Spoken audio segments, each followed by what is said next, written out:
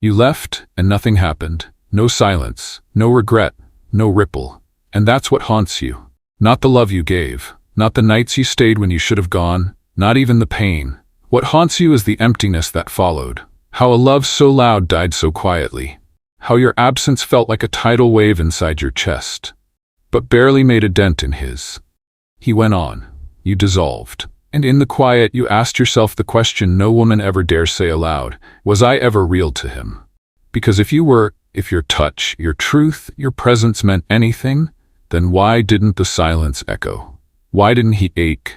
Why didn't he remember? This video is for you. Not to teach you how to make him miss you. Not to hand you tactics. Not to dress your heartbreak in performance. But to give you what you were never given. A way to leave that honors what you gave. Because this isn't about him. It never was. This is about you finding the words that mark your existence, so you never disappear in someone else's story again. So before we begin, if this message finds a home in you, like, subscribe, and share your story in the comments. Your voice matters here. Let's begin. Let's begin where most never do. In the unseen, the unconscious. The place where memory isn't a fact, it's a symbol. Carl Jung said the meeting of two personalities is like the contact of two chemical substances. If there's any reaction, both are transformed. But what happens when only you are transformed? When you left altered and he left untouched? It's because you weren't speaking to the same person he was seeing. You were showing up as a woman, but he was seeing a symbol. Not you, but the projection of his anima. The feminine image buried in his unconscious since boyhood. Formed by the mother he never fully understood, the tenderness he suppressed to survive. The beauty he feared would expose his own vulnerability. He didn't fall in love with you, not at first. He fell in love with the reflection of his unlived life shining in your eyes. You were his emotional potential, personified. And when you started revealing your humanity, your boundaries, your needs, your limits, the spell broke. Because the anima doesn't cry. She doesn't ache. She doesn't say, "This is hurting me." But you did, and that's when he stopped seeing you. Not because you became less, but because you became real.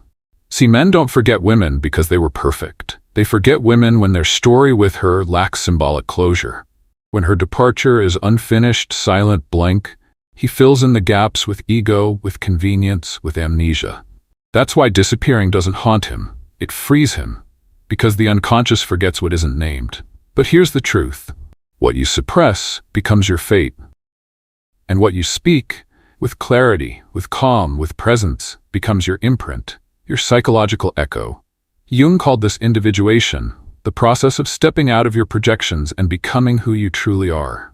When you speak before you walk away, not to punish, not to persuade, but to reclaim, you complete a symbolic cycle. You mark the ending with presence instead of absence. And presence is unforgettable. So no, he didn't forget you. He couldn't. He forgot the image of you. But the real you, the truth-bearing, boundary-honoring, soul-awakening you, that part lives in him still, like a myth he once heard in a dream but never fully understood. And that is why we must speak before we go. Because truth is the only thing that outlives forgetting. Shall we go deeper? Let's be honest now. You didn't walk away the first time you thought about it. You stayed. You stayed through the loneliness. You stayed through the quiet erasure of your needs. You stayed through every subtle dismissal of your emotions, telling yourself it would get better, that your love was enough, that if you just softened more, gave more, waited more, he'd meet you there. You didn't walk away. You vanished. But not all at once. You disappeared in degrees. In every moment, you over-explained yourself to avoid being misunderstood. In every boundary, you bent to avoid conflict. In every part of your soul, you silenced just to keep the peace. That's how most women leave, long before the door actually closes. Not with fire, but with fading. And you thought he'd notice, didn't you? You thought your withdrawal would shake him, that he'd wake up, that he'd feel the absence of your light and come running back to it. But he didn't. Because here's what no one told you. Men don't always feel loss right away. They don't register emotional departures in real time, because they don't fall in love with action. They fall in love with imprints, with the feeling you created in them. And if that feeling disappears quietly, he assumes it was never there to begin with. That's the tragedy. You gave everything, but because you gave it quietly, he never had to witness what it cost you. So when you finally walked away, he didn't hear the collapse of your inner world, he only saw the exit. And the story he tells himself?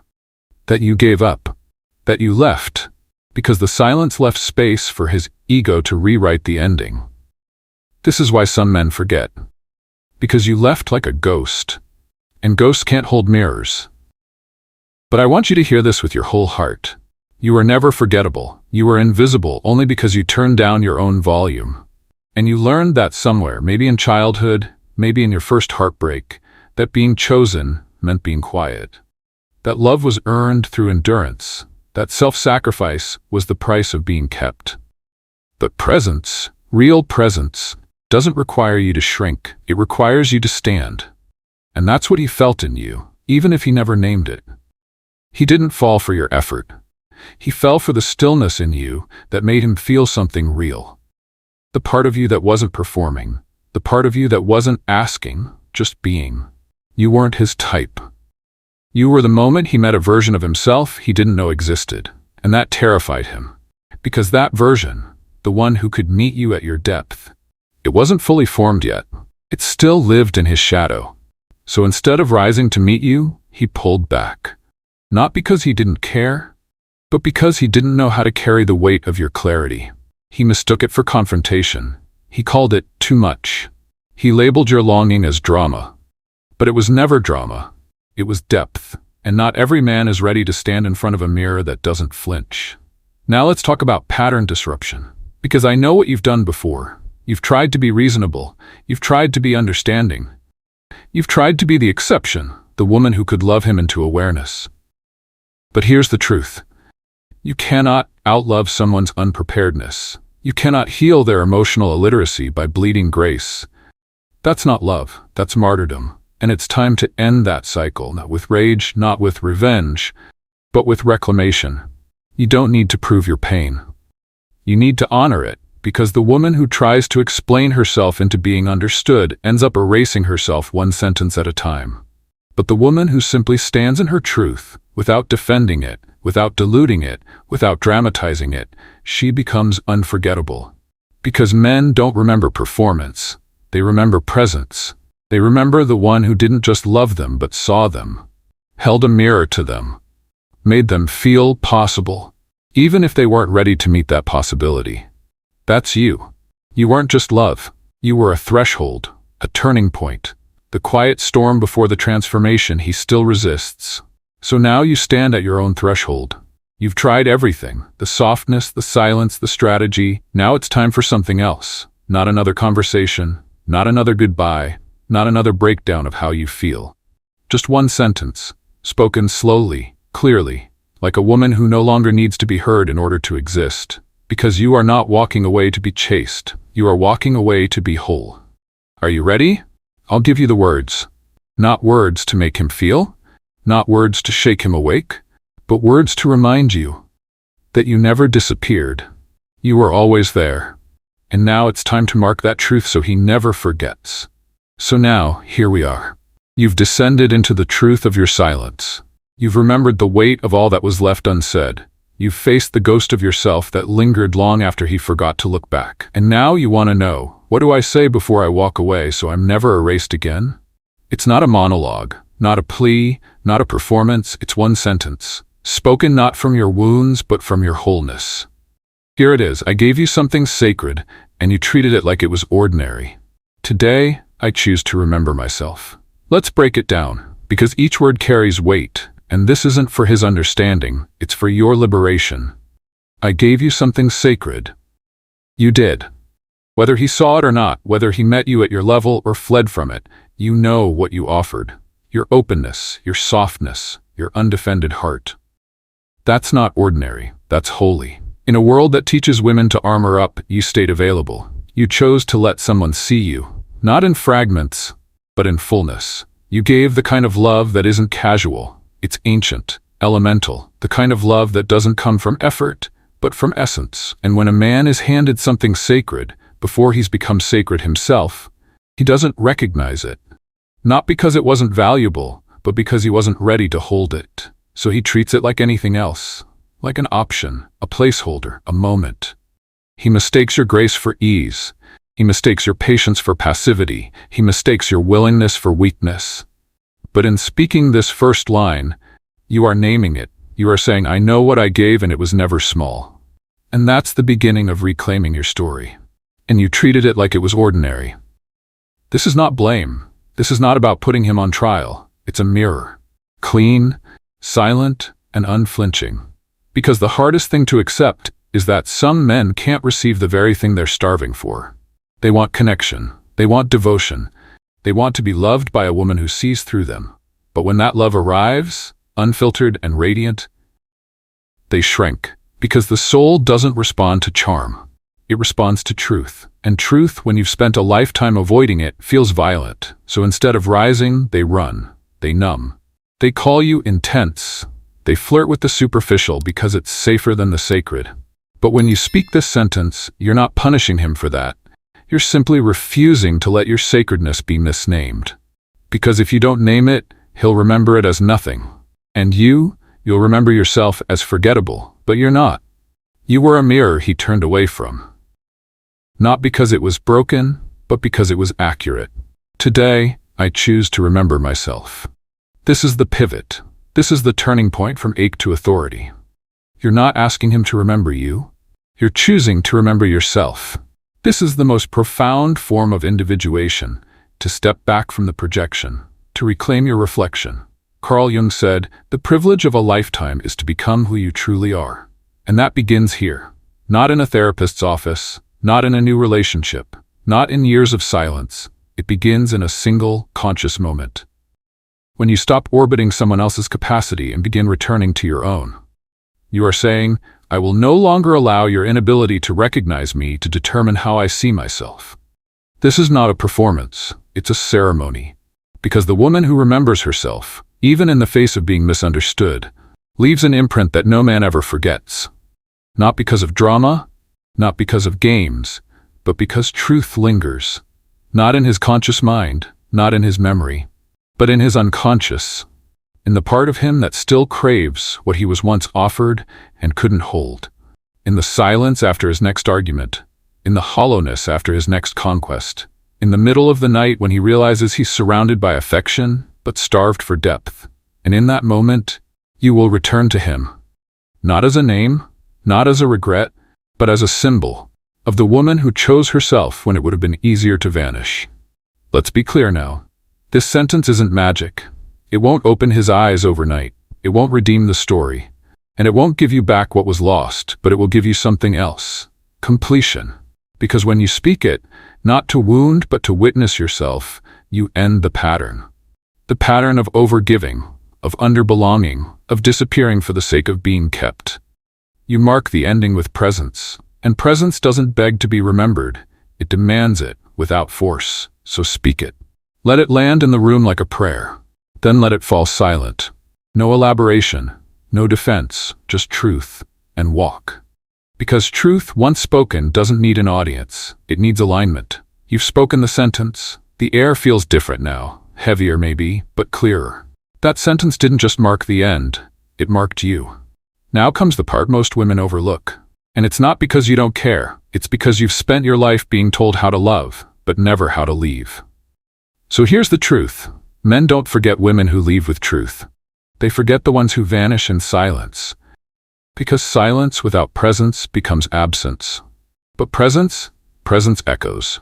So how do you leave with presence? Let me show you. Not with rules, but with principles. These are not tactics, they are thresholds, emotional rituals, psychological boundaries, the final movement of a woman who has remembered herself. Let's begin. 1. Presence over performance. Leave like you mean it. Not loudly, not dramatically, but intentionally. Don't storm out, don't slam doors, don't monologue. That's performance. That's ego. And ego always demands a reaction. Presence does not. Presence moves slowly, calmly, with clarity, because it is anchored in truth, not in outcome. Walk like you've already grieved what you're leaving behind, because you have. And now you're not escaping, you're returning. This is not the moment to prove a point. This is the moment to prove to yourself that you're no longer someone who begs for permission to exist. So steady your breath, hold your posture, Let your exit be quiet, not because you're hiding, but because there is nothing left to explain. 2. Clarity over explanation. You do not owe a second draft of your truth. Say the sentence once, then fall silent. Do not circle back to soften it. Do not write the postscript. Do not explain what he was never willing to ask. Because the moment you start over-explaining, you begin leaking your power. Clarity is not cruelty. It's kindness with edges. It is the refusal to betray your soul for the comfort of someone else's confusion. Men may resist this kind of clarity.